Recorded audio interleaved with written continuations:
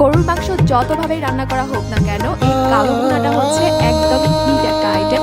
আর তাই তো নামি দামি কোনো মশলা ছাড়াই একদম অথেন্টিক রেসিপিতে গরুর মাংসের কালো ভুনার রেসিপিটি শেয়ার করব একদমই সহজভাবে। আসসালামু আলাইকুম এভরিওয়ান, ওয়েলকাম। গরুর মাংসের কালো ভুনা তৈরি করা মনে হয় অনেক ঝামেলার ব্যাপার, তবে আজকের এই রেসিপিটি দেখার পর আপনাদের এই ধারণাটা একদমই পাল্টে যাবে। কারণ আমি এখানে নামি দামি কোনো মশলাই ব্যবহার করিনি, একদমই সহজভাবে তৈরি করেছি। এক কথায় বলতে গেলে নর্মাল গরুর মাংস রান্না করার চেয়েও এই কালো ভুনাটা তৈরি করা আরো অনেক বেশি সহজ হয়ে যাবে আপনাদের কাছে। গরুর মাংসের কালো ভুনা করার জন্য আমি এখানে প্রায় 1 কেজি গরুর মাংস নিয়ে নিয়েছি, আর মাংসগুলোকে একটু বড় করে কেটে নিয়েছি। আর কালো ভুনার মাংস কিন্তু এভাবেই কেটে নিতে হয়। সঙ্গে আমি একটা নলিও নিয়ে নিয়েছি। প্রথমে এখানে দিয়ে দিব 1 টেবিল চামচ আদা বাটা, এরপর এখানে দিয়ে দিব 1 টেবিল চামচ রসুন বাটা, 1 চা চামচ দিয়ে দিব জিরা গুঁড়া, দিয়ে দিব 1 চা চামচ ধনিয়া গুঁড়া, গরম মশলা গুঁড়া দিয়ে দিব 1 চা চামচ, কালো গোলমরিচের গুঁড়া দিয়ে দিব 1 চা চামচ, শাহি গরম মশলার গুঁড়া দিয়ে দিব 1 চা চামচ। এটা রেসিপি কিন্তু আমার চ্যানেলে অলরেডি দেওয়া হয়ে গেছে। এরপর এখানে দিয়ে দিব 1 টেবিল চামচ লাল মরিচের গুঁড়া। আমি ঝালের পরিমাণটা একটু বাড়িয়ে দিয়েছি, আপনারা আপনাদের টেস্ট অনুযায়ী বাড়িয়ে কমিয়ে অ্যাডজাস্ট করে নেবেন। 1 চা চামচ দিয়ে দিব হলুদ গুঁড়া, লবণ দিয়ে দিয়েছি 1 চা চামচ, পরে লাগলে আমি আবারও অ্যাড করব। এরপর এখানে দিয়ে দিব পেঁয়াজ বেরেস্তা হাফ কাপ, পেঁয়াজ কুচি দিয়ে দিব 1 কাপের মতো। যে তেলে পেঁয়াজগুলো বেরেস্তা করেছিলাম সেইখান থেকে আমি হাফ কাপ তেল এখানে দিয়ে দিয়েছি।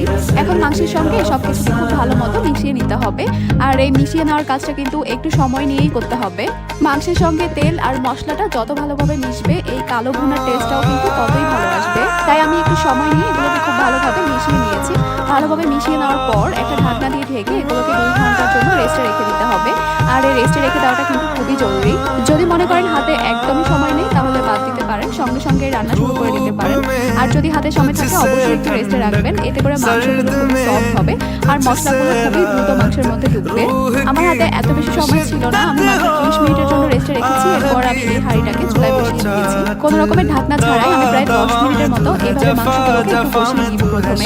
এবার আমি এখানে দিয়ে দিব কিছু গোটা মশলা। আমি সবুজ এলাচ নিয়েছি প্রায় 10টার মতো, কালো এলাচ বা বড় এলাচ নিয়েছি 2 পিস, লবঙ্গ নিয়েছি 7 থেকে 8টার মতো, আর দিয়েছি এখানে 4 পিসের মতো দারুচিনি ছোট ছোট। 2টা তেজপাতা নিয়েছি, তেজপাতাগুলোকে আমি ছোট ছোট করে কেটে তারপর দিয়ে দিচ্ছি। আবারও প্রায় 2-3 মিনিটের মতো সবকিছুকে একসাথে কষিয়ে নিব। এরপর একটা ঢাকনা দিয়ে ঢেকে দিব। চুলার হিটটাকে একদম লোতে রেখে এভাবে ঢাকনা দিয়ে ঢেকে আমি প্রায় 10 থেকে 15 মিনিটের মতো কষিয়ে নিব। প্রায় 15 মিনিটের মতো কষিয়ে নেওয়ার পর এখন দেখতে পাচ্ছেন এই মাংস থেকে কিন্তু বেশ অনেকটাই পানি উঠেছে।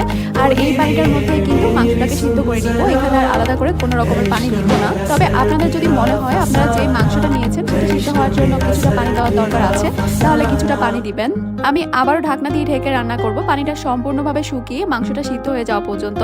এরই মধ্যে কিন্তু আমি বেশ অনেকবার ঢাকনাটা তুলে নেড়ে চেড়ে দিব। দেখতেই পাচ্ছেন সম্পূর্ণ পানিটা শুকিয়ে গেছে আর এই মাংসগুলো সিদ্ধ হয়ে গেছে।